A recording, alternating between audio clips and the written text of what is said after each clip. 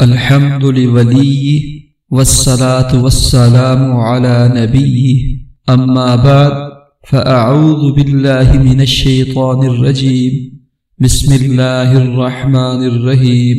پیارے دوستو، السلام علیکم ورحمۃ اللہ وبرکاتہ۔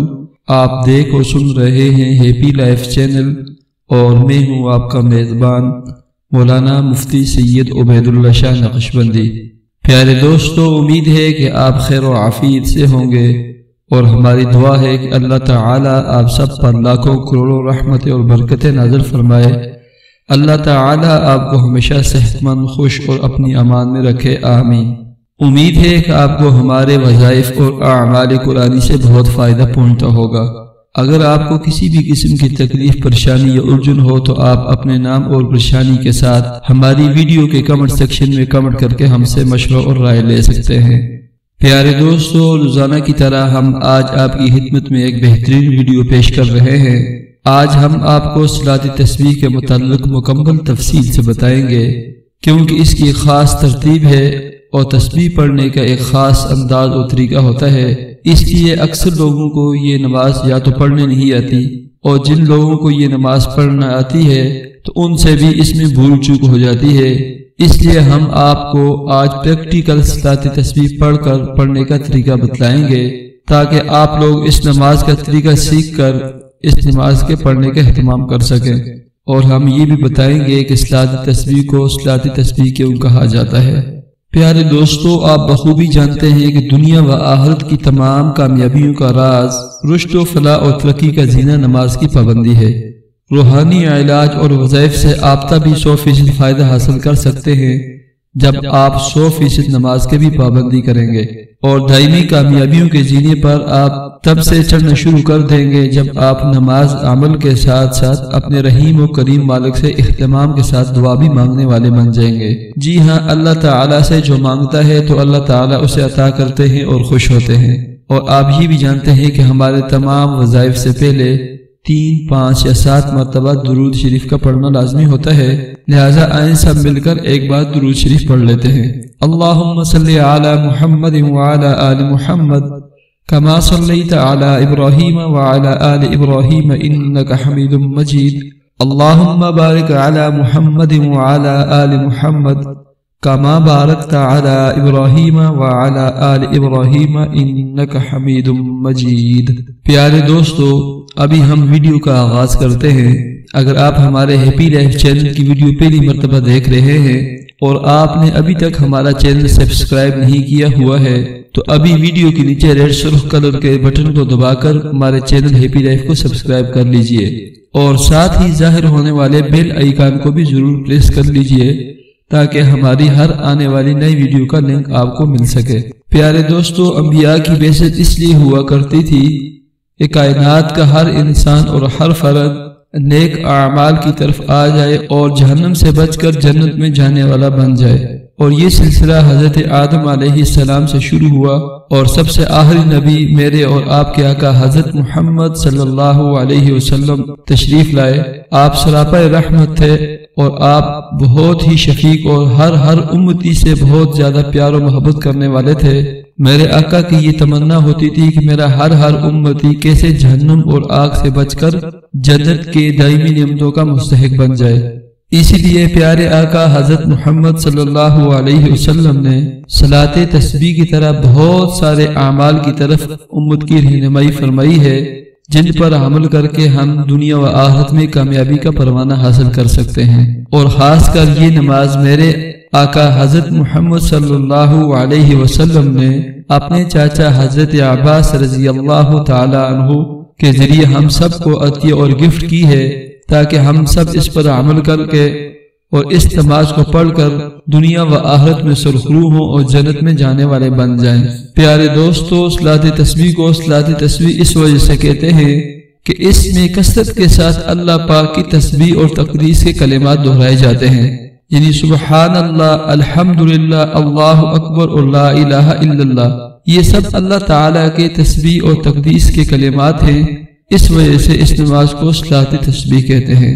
دوستو، یہ نماز ہمارے آقا حضرت محمد صلی اللہ علیہ وسلم نے اپنے چاچا حضرت عباس رضی اللہ تعالیٰ عنہ کو بطور تحفہ و عطیہ سکھائی تھی، اور پیارے آقا حضرت محمد صلی اللہ علیہ وسلم کے ارشاد مبارک میں اس کی بڑی فضیلت بیان کی گئی ہے کہ اس کے پڑھنے سے سارے گناہ اگلے اور پچھلے، صغیرہ اور کبیرہ، الغرض سب گناہ معاف ہو جاتے ہیں۔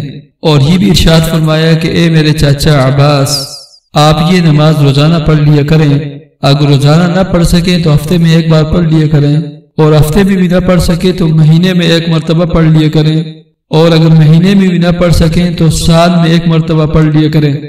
حدیث پاک کے آخری الفاظ بہت ہی دکھی ہیں کہ اے چاچا، ساری زندگی میں ایک مرتبہ پڑھ لیں۔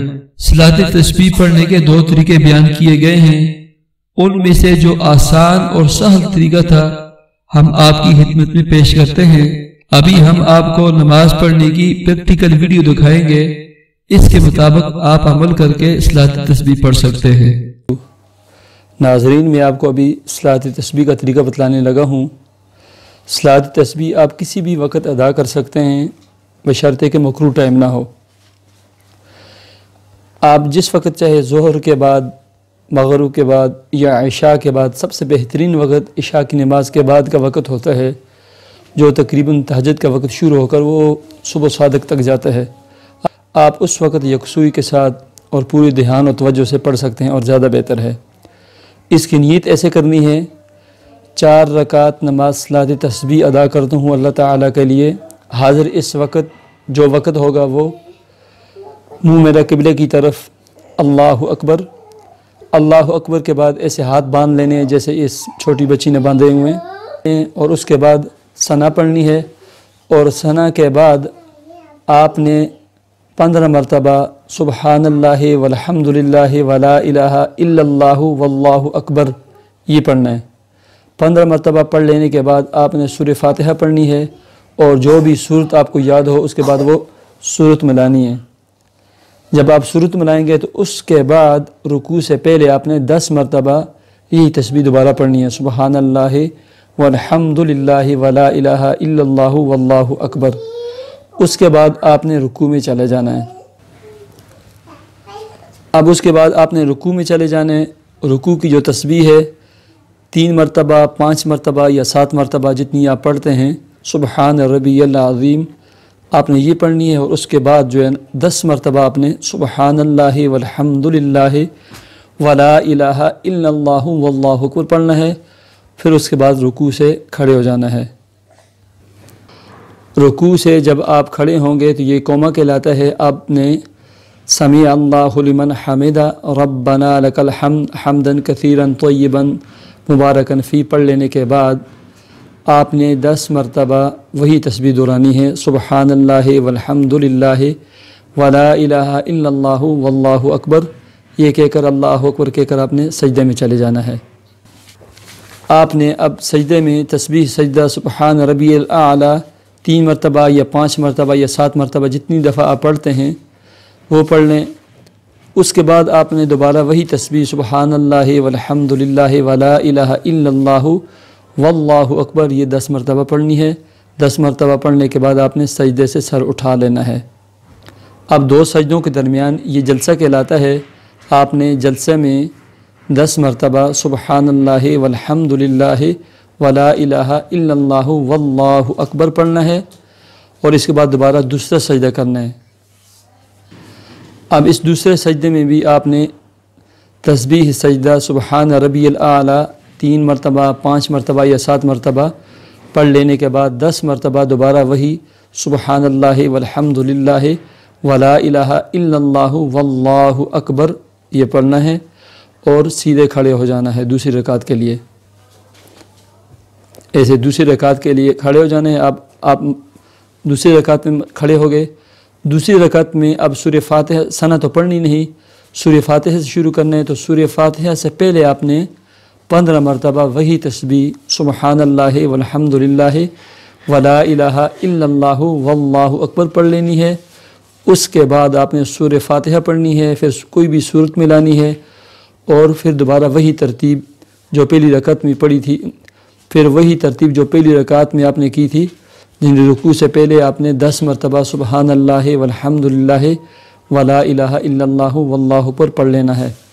اب ایک رکعت میں کل تسبیح جو آپ نے پڑھی ہیں وہ 75 مرتبہ ہوئی، اور 4 رکعت میں آپ نے 300 مرتبہ یہ تسبیح پڑھنی ہے۔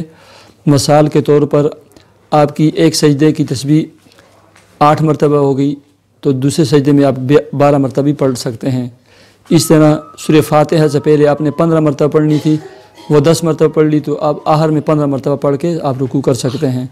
آپ کی تسبیح کسی بھی رکن کی اگر رہ گئی، مثلا سجدے کی رہ گئی، جلسے کی، یا کم ہو گئی، تو دوسرے میں آپ جو آپ نے پہلے رکن میں پڑھنی تھی وہ دوسرے میں آپ پڑھ سکتے ہیں۔ اس طرح آپ نے ایک رکعت میں 75 مرتبہ اور 4 رکعت میں 300 مرتبہ سبحان اللہ والحمد للہ ولا الہ الا اللہ واللہ اکبر پورا کرنا ہے۔